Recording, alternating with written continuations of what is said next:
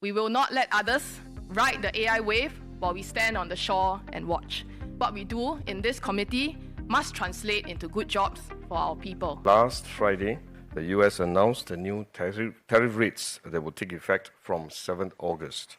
The baseline tariff for Singapore remains at 10%.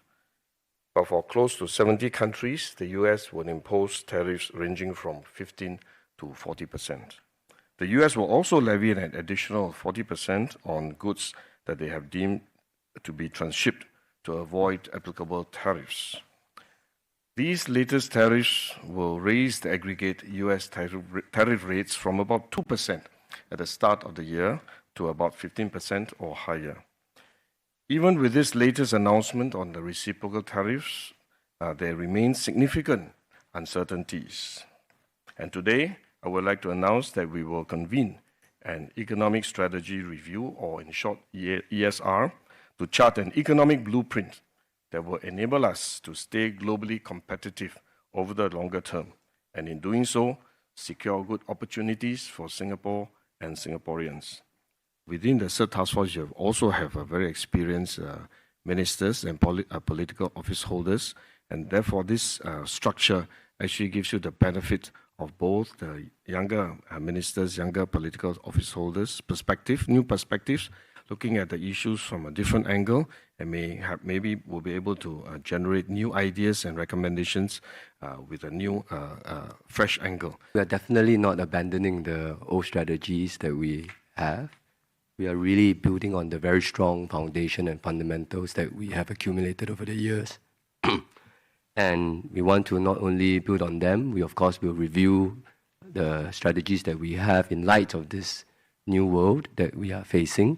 Our core economic strategies remain relevant, but we must be more decisive in pursuing new growth areas, in backing high potential companies, and to take calculated risks. And this may mean accepting a greater degree of volatility, for example, in economic growth or even in unemployment. But doing so offers us the best chance of taking our economy to a higher level.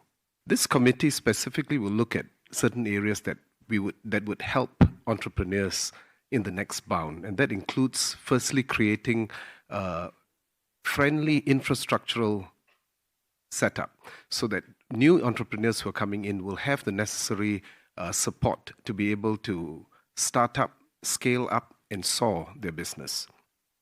Secondly, we do have to look at talent and how do we then develop and encourage talent, especially those who have the inkling of entrepreneurship, and how do we then nurture and grow it. These are certain areas that I think can further rejuvenate the entrepreneurial ecosystem and space. It is very, very important for us to do two things. One is to make sure that we capture these flows of entrepreneurial talent, entrepreneurial financing, and entrepreneurial ideas. Second is to make sure that we are able to have a receptacle for all of these.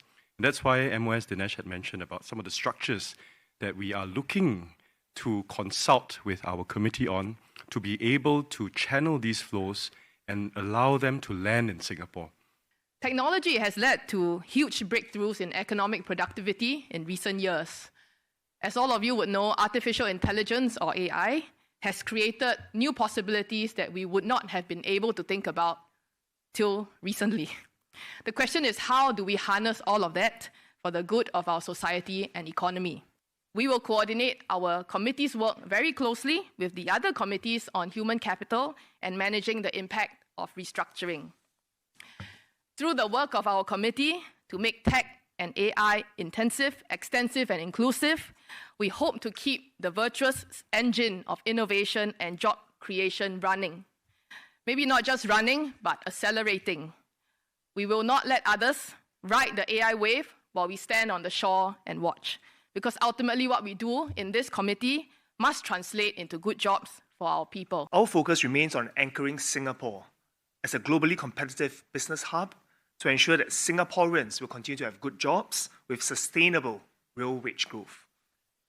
But beyond uncertainty, we should also expect structural disruptions. Now, Singapore has always thrived by staying ahead of change, by being proactive to change. It is imperative that we help our businesses and our workforce, our workers, seize new opportunities, new technologies, adapt to the new economic realities, and most importantly, help our workers manage the impact of these changes.